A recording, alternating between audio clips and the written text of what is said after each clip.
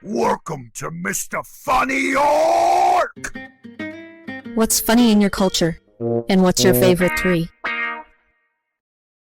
Hello again, and welcome back to The Absurdity. Last episode, I told you about my absurd dream, global fame, local anonymity. But between episodes, I had a moment of genuine, sweaty, existential dread. Am I simply chasing a phantom? An empty ambition? You see, I look at the chaos of the world and I think, I can make fun of that. But then I look at my podcast stats and they were almost zero. Not exactly zero, but close enough to make my ego question its own existence. And yet somehow, somewhere, one person actually listened. A friend of mine, who still believes in me for reasons unknown to science, sent the first episode to someone abroad. And that's how Amira from Cairo found me. Which means technically, my absurd goal of global fame and local anonymity is already working one listener at a time. But before we hear from Amira, I want to tell you something about myself. As I said in the first episode, I studied architecture. But there's a short anecdote I forgot to mention. Can a person be both a high school dropout and hold an English architecture degree? The answer is me. This is the most tragicomical triumph of my war with the system. The birthplace of Mr. Funny Orc is exactly that logical gap between two useless pieces of paper. Yes, that's right. How did I achieve such success when I was once too stubborn to finish high school? Well, back then I was doing exactly what I'm doing now, constantly making jokes. And all my teachers were very angry with me. But no one said, "Son, you have potential. Get up and do stand-up." Maybe they kept quiet on purpose, just to make sure I never succeed. Because after all, I'm an orc. Even my laughter is taxable. Now we can read the text of Amira. Hello, Mr. Funny Orc. Your first episode left such an impact on me that I wanted to share a few thoughts. Our people in Egypt adopt a cynical and sarcastic attitude toward life. It's not just humor, it's a coping mechanism against disappointments. We laugh at jokes about politics, social inequality, or economic struggles. We mock the chaos of daily life, especially traffic in Cairo, overcrowded public transport, and the endless bureaucracy that makes you visit 7 different doors just to get one document. You mentioned the inseparability of mussels and lemon. Well, here we have our own inseparable duo, the taxi driver and the endless bargaining. When you get into a taxi here, the meter is never turned on. Everything becomes a theatrical performance. From the dramatic complaints about gas prices to the emotional speech about not having change at the end. We laugh at this absurd ritual because it brings us together and relieves the day's tension.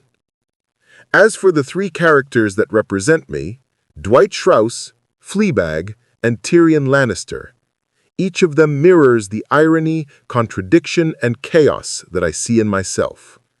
Greetings from Cairo, Amira. Thank you for your message. You are this podcast's literally first listener. Laughter from Cairo, that's the perfect title for this episode. The taxi driver and the endless bargaining, that's pure orc behavior. We do the same theatrical act when entering a dungeon to haggle for treasure. It seems bureaucracy and absurdity are universal currencies. Amira, you are my soulmate. Her character choices are remarkable. Dwight, the tragicomic slave to the system, a man who takes rules more seriously than himself.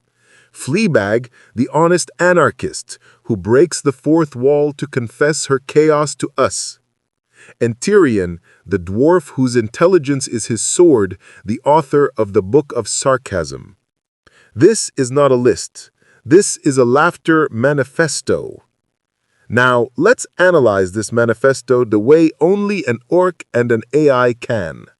Hey, artificial intelligence, what tragicomic findings do you have about our patient? The one who chose these three characters is a soul who uses intellect for both attack and defense. They can see the big picture in one move, yet lose themselves in absurd details.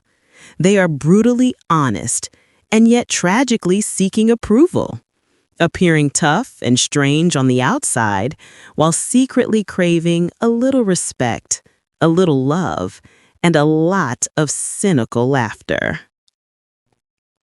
Thank you, AI. Being friends with you is like playing Monopoly. It starts fun, everyone ends up crying, and somehow the orc wins all the money. But for some reason, people still call you next week. Now that we've reached this philosophical depth, one figure from Cairo inevitably comes to mind. Mohammed Salah, Egypt's most expensive export. Here's a question that's been haunting my orc morality. Imagine it, a 60,000-person temple in Liverpool, thousands watching a pagan ritual called football, beers in hand. Salah scores a goal and then prostrates himself in prayer. Now tell me, should an act of devotion only happen within one's own faith space?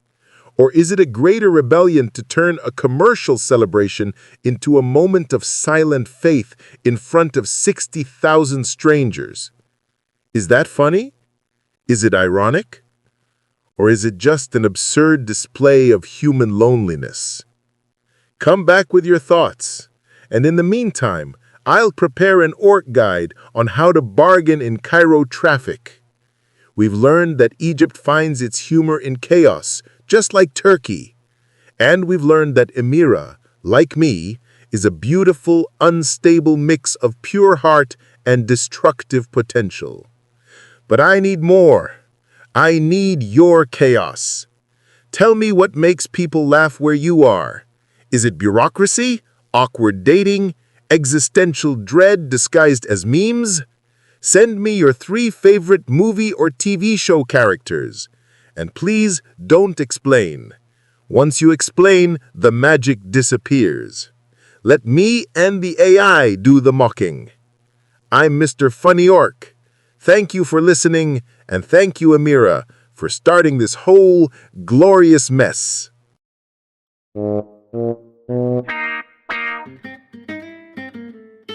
Thank you.